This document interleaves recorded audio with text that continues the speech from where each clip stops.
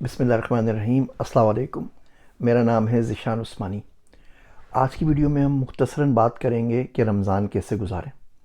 سب سے پہلا کام تو یہ کریں کہ اسٹیٹسٹیکلی سوچ لیں کہ رمضان آپ کی زندگی کا کون سا ہے اور کیا لگتا ہے کہ آگے کتنے رمضان ملیں گے، یہ رمضان میں ملے گا یا نہیں ملے گا۔ اس کے لیے اللہ سبحانہ و تعالیٰ سے دعا کریں کہ رمضان آپ کو نصیب ہو جائے۔ اب زندگی میں کتنے رمضان باقی رہ گئے ہیں؟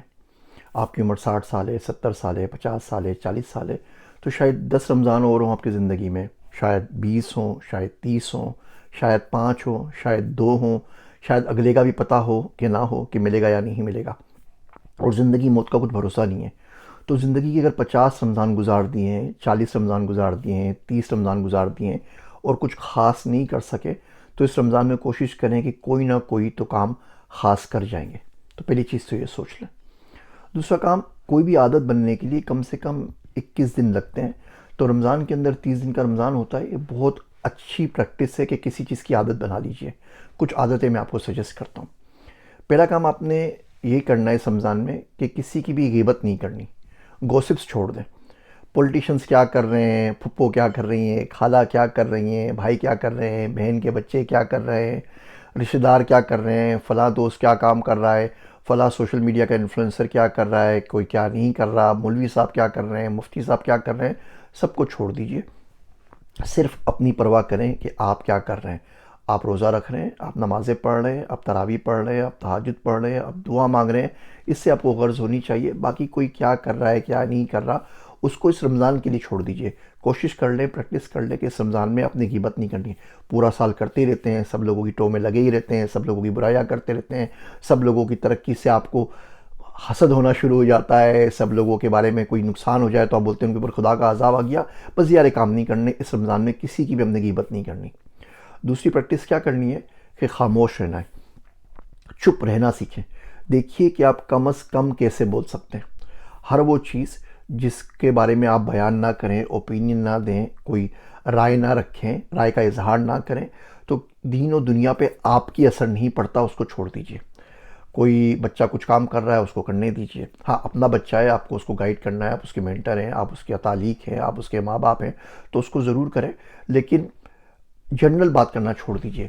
کیا لوگ بات کر رہے ہیں، کیا نہیں کر رہے، کس کا کیا کر رہا ہے، کوشش کریں کہ آپ نے چپ رہنا ہے، کم از کم بولنا ہے۔ اگر بولنا ہے، منہ سے کچھ نکالنا ہے تو اللہ کا ذکر میں بولیں، تو قرآن شریف پڑھیں، تو دعا مانگیں۔ اس کے علاوہ باقی چیزوں کے ہر چیز کے اوپر اوپینین دینا چھوڑ دیجئے، بھلے وہ غیبت ہو نہ ہو، بلا وجہ کی باتوں سے احتراز کریں۔ تیسرا کام آپ نے یہ کرنا ہے بھیا کہ آپ نے رج کے دعا کرنی ہے۔ خوب خوب خوب دعا کریں۔ چلتے پھرتے بندہ دعا کر سکتا ہے نا، لازمی تو نہیں کہ وہ جانماز پہ بیٹھا ہوا ہو، ٹوپی پہنی ہوئی ہو، ہاتھ اٹھائے ہو۔ چلتے پھرتے اللہ سے بات کرتے رہیں، اللہ صحیح تو جانتا ہے میری صحت خراب ہے، اللہ صحیح تو جانتا ہے کہ یہ مسئلہ ہو گیا، اللہ صحیح تو جانتا ہے کہ میں بزنس پہ کام کر رہا ہوں، اللہ صحیح تو جانتا ہے بچوں کی فکر کھائی جا رہی ہے، اللہ صحیح تو جانتا ہے ذریعہ معاش کا مسئلہ، اللہ صحیح تو جانتا ہے میں تجھ سے دور ہو گیا ہوں، اللہ صحیح تو جانتا ہے کہ میں اپنے آپ کو بھلا بیٹھا ہوں۔ بہت ساری اس طرح باتیں کرتا رہے، خاموشی سے بیٹھا دل ہی دل میں کرتا رہے۔ الفاظ منہ سے نہیں بھی نکلے تو دل میں بہت ساری دعائیں مانگی جا سکتی ہیں۔ کچھ آنسو ایسے ہوتے ہیں جو ندامت میں نکل جاتے ہیں، بندہ اتنا شرمندہ ہوتا ہے کہ اس کو دعا کے لیے الفاظ بھی نہیں مل رہے ہوتے، وہ چپ کے آنسو ہیں، وہ نکل جانے دیجئے، وہ نکل جائیں گے۔ ان کو پتہ ہے ان کو کہاں پہنچنا ہے، کہاں سے کون سی چیز قبول کروانی ہے۔ ان آنسوؤں نے عرش الہی کے راستے دیکھے ہوئے ہوتے ہیں، آپ کو زیادہ اس کے لیے ٹینشن لینے کی ضرورت نہیں ہوتی۔ اچھا، اگلا کام اپنے بھیا یہ کرنا ہے کہ شرک نہیں کرنا۔ جو شرک ہے نا وہ بڑی بری چیز ہے۔ میرا دوست ہے عبداللہ، وہ کہتا ہے کہ باقی تمام گناہ تو گناہ ہیں، جو شرک ہے نا یہ گناہ بھی ہے اور غم بھی ہے، اور اس کو کبھی بھی وہ بندہ نہیں سمجھ سکتا جس سے محبت نہ کی ہو۔ ہم لوگ کیا کرتے ہیں، اپنی ذات کا ایک بت بناتے ہیں اور اس کو پوجنا شروع کر دیتے ہیں۔ آپ بڑے آدمی ہیں، آپ بڑے اچھے آدمی ہیں، آپ یہ کر رہے ہیں، آپ وہ کر رہے ہیں، خدا نہ خواستہ کوئی نماز چھوٹ گئی، کچھ ہو گئی تو اس ذات کے بت کے اوپر درار پڑتی ہے، تو بولتے ہیں اب ٹھیک ہے، آپ مولوی صاحب کسی بندوں کو نا گائیڈ نہیں کرنا، خود تو لوگوں کو گائیڈ کرتے اور خود نماز ہماری چھوٹ گئی۔ جو اپنی ذات کا بت بنایا ہوا تھا نا اس کو پوج رہے تھے۔ انسان نے گناہ ہوتا ہے، گناہ ہو جائے، اب آگے چلے، معافی مانگے، اب کیا اس کے اوپر رونا پیٹنا کرنا، سب کچھ کرنا، اللہ سے توبہ کرے اور آگے چلے۔ گناہوں کے اس قدر تذکرے کہ بار بار اس کو یاد کرتے رہے، خود بندہ لذت کے لیے کرتا ہے۔ بالکل اسی طریقے سے یہ شوگر والا، شوگر کم کرنے کی باتیں صرف اس لیے کر رہا ہوتا ہے کہ اس میں بھی شوگر کا ذکر ہوتا ہے. تم گناہوں کے اتنے تذکرے اتنے ذکر کرتے ہیں کہ اس میں بھی اس ذکر اور تذکرے سے بھی وہ پرانی سوچ کے بھی ان تمام چیزوں کے بارے میں جس میں گناہ کیے تھے اس سے بھی لذت اور حظ اٹھا رہے ہوتے ہیں. تو زیادہ ذکر نہ کیا کریں. اپنی ذات کا جو شرک ہے اس کو چھوڑ دیجئے. آپ بڑے آدمی ہیں, آپ کی گردن میں سریا ہے, لوگ آپ کی بات سنیں, آپ کی رائے سب سے پہلے معلوم کی جائے, آپ کو کھانا سب سے پہلے دیا جائے, آپ کے لیے گاڑی کا دروازہ کھولا جائے, آپ بیٹھے ہوئے ہوں تو بستر پہ کوئی پانی لا کے دے دے, کوئی ریموٹ کنٹرول لا کے دے دے. دیکھیے آپ نے روزہ رکھا ہے نا, آپ نے روزہ رکھا ہے اپنے لیے, اپنے اللہ سبحانہ و تعالیٰ کے لیے, دنیا کے لیے نہیں رکھا آپ نے کہ آپ نے روزہ رکھ کے باقی تمام لوگوں کی زندگی حرام کر دیں کہ جی صاحب جی کا روزہ ہو تو سارے نوکروں کی جان کے اوپر آ جائے یا گھر والوں کی جان کے اوپر آ جائے. آخری کام جو آپ نے اس رمضان میں کرنا ہے وہ اپنے مومنہ کا خیال کرنا ہے. ہم سب مومن لوگ ہیں نا, ہمیں بڑا شوق ہوتا ہے دعوتوں کا, دعوتیں کریں, لوگ گھر میں آئیں گے, افطار کریں گے, بہت ثواب ملے گا, اور رمضان میں تو کھانا کھلانا چاہیے, رمضان میں تو پانی پلانا چاہیے, رمضان میں تو شربت پلانا چاہیے, رمضان میں تو لوگوں کا خیال کرنا چاہیے. ہم سارے مومنوں کو اچھے اچھے خیال آتے ہیں, ہم گھروں میں دعوت کر دیتے ہیں, مومنہ کا بیڑا غرق ہو جاتا ہے. جو گھر میں بندی ہے وہ بیچاری مٹیار کھانے سے باہر نہیں نکل سکتی, اس کی پوری زندگی کچن میں گزر جاتی ہے. آپ نے عصر سے مغرب میں خوب رو رو کے دعائیں مانگنی ہے. عورتوں کے اوپر شامت آئی ہوئی ہوتی ہے کہ ان کو دہی بلے بھی بنانے ہیں, ان کو پکوڑے بھی بنانے ہیں, ان کو سموسے بنانے ہیں. آپ جو اتنے سارے مہمان گھر میں بلائے جا رہے ہیں ان سب کا افطار بھی ان کو کروانا ہے.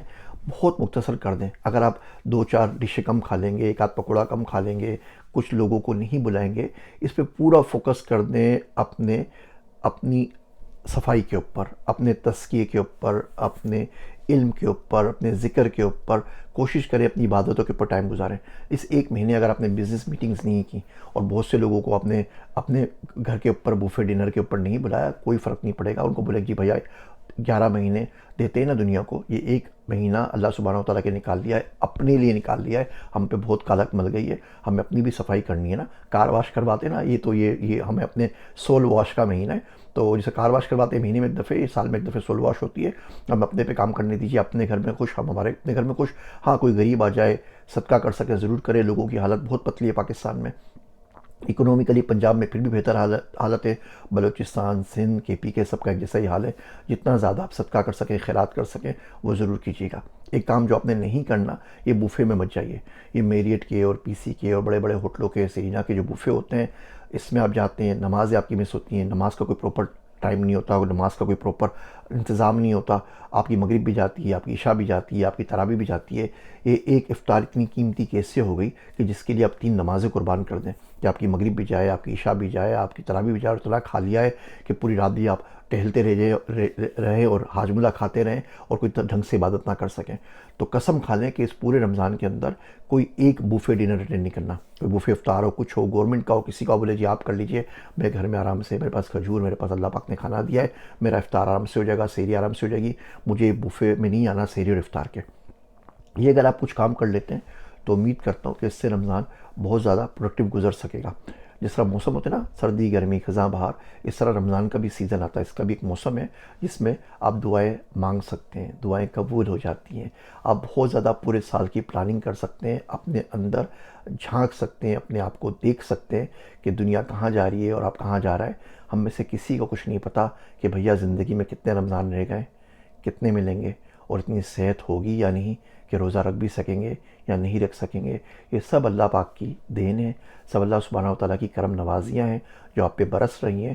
اپنے دروازے بند نہ کیجیے, چادر اڑ کے نہ سو جائیے کہ آپ تک کوئی چیز پہنچ ہی نہ سکے. امید کرتا ہوں یہ چھوٹے چھوٹے ریمائنڈر زندگی میں بدلاؤ کا سبب ضرور بنیں گے. میرے واسطے دعا کیجیے گا. میں ہوں آپ سب کا ذیشان عثمانی.